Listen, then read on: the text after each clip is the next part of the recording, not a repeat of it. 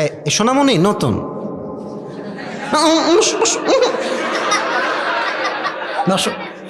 কথা নাই বার্তা নাই, কই যাও? তোমার তো বউ নাই, তুমি যাও কোনে বাড়ি, কই যাও?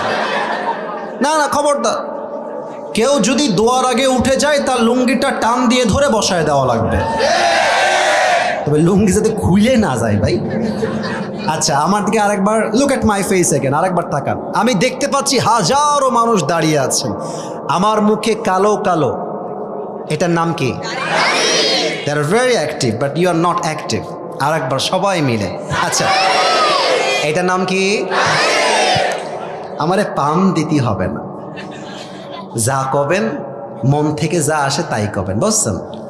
আমারে কি দাড়িতে আনস্মার্ট লাগতেছে, খ্যাত লাগতেছে, অসুন্দর লাগতেছে?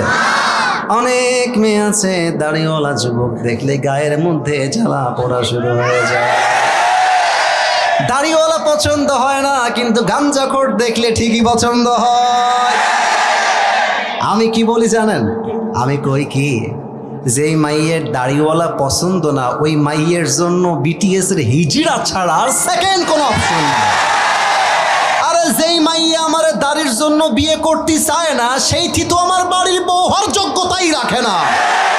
আর যে আমাকে দাড়ির জন্য বিয়ে করতে চায়, নবীর আদর্শের জন্য বিয়ে করতে চায়, সেই তো আমার বাড়ির বউ হওয়ার যোগ্যতা রাখে।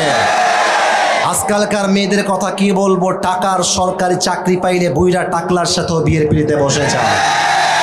আর মেয়ের বাবাদের যে কি হয়েছে একমাত্র আল্লাহ মালুম, আল্লাহ কো হি পাতা है, मुझे कुछ भी मालूम नहीं है इस बारे में। মেয়ের বাবারা আজকাল মেয়ের জন্য জামাই খুঁজা বাদ দিয়ে টাকার বস্তা খুঁজে বেড়ায়। আর যেই মেয়ের বাবারা জামাই হিসেবে টাকার বস্তা খোঁজে, এদের কপালে বুইরা টাকলা ছাড়া ভালো জামাই জোটে না। আমি একটা কথা আজকের রূপসার মাটিতে বলতে চাই, যা আমি আগে কখনো বলি নাই। একটা মেয়েকে বিয়ে করে বেশি ভালোবাসলে বউটা নষ্ট হয়ে যায়। একজন সন্তানকে বেশি আদর করলে সন্তান নষ্ট হয়ে যায়। একজন যুবক যার বউ দরকার, চাকরি না, ব্যবসা না, বউ দরকার, তাকে বউ দেওয়া বাদ দিয়ে চাকরি আর টাকার চাপ দিলে ওই যুবকটাও গাঞ্জার মদ খেয়ে নষ্ট হয়ে যায়।